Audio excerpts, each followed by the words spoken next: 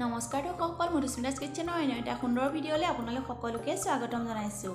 আজি মই বনাবলৈ লৈছোঁ নিমকি, তাকে আপোনালোকৰ লগতো শ্বেয়াৰ কৰিবলৈ লৈছোঁ। নিমকি বনাবৰ বাবে মই লৈছোঁ অলপ ময়দা আৰু ইয়াতে দিছোঁ অকণমান নিমখ। নিমখখিনি বৰ বেছিকৈ দিব নালাগে, বেছি নিমখীয়া হৈ যায়।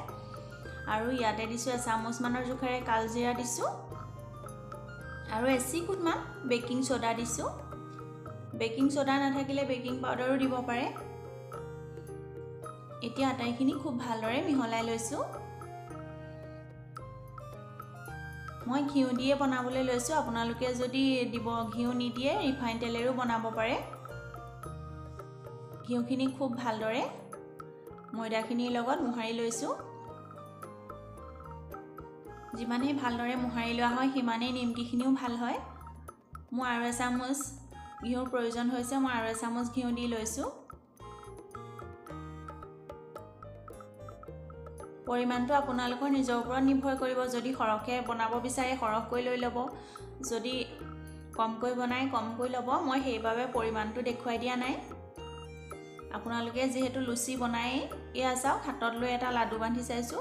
লাডুটো হাতত ৰৈ গ'লেই জানিব যে আমাৰ আৰু তেল বা ঘিউ দিবলৈ প্ৰয়োজন নাই। এতিয়া মই গৰম পানীৰ সহায়েৰে এনেদৰে সানি লৈছোঁ। লুচি বনাবলৈ যেনেদৰে মঠি লয় তেনেদৰে মঠি ল'লেই হ'ব। এয়া খুব ভালদৰে মই মঠি ল'লোঁ। এতিয়া ইয়াৰে মই 4টামান লাডু বনাই লওঁ। সকলোৱে যিহেতু লুচি বনাব জানে সেইটো জোখতে ৰাখিলেই হ'ব। মোৰ 4টা লাডু হ'ল। এতিয়া এইখিনি শুকাই যাব, সেইবাবে মই এনেদৰে ঢাকি ৰাখিছোঁ আৰু এটা মই বেলি ল'ম। এইটো ৰুটি বেলাৰ দৰে খুব সুন্দৰকৈ বেলি লৈছোঁ পাতলকৈ।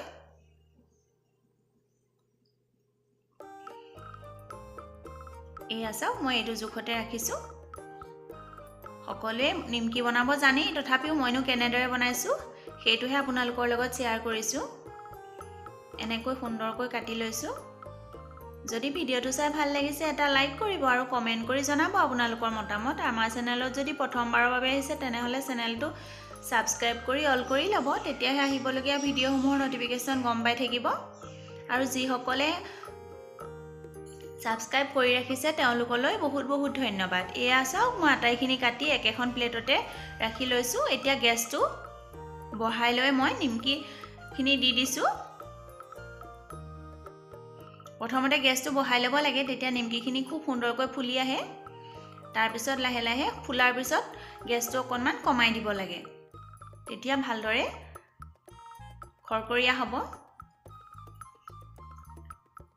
এয়া চাওক খুব সুন্দৰকৈ ভাজি আছোঁ।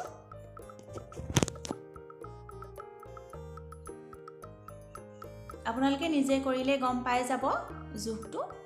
এয়া গেছটো কমাই লৈ খুব সুন্দৰকৈ ভাজি আছোঁ।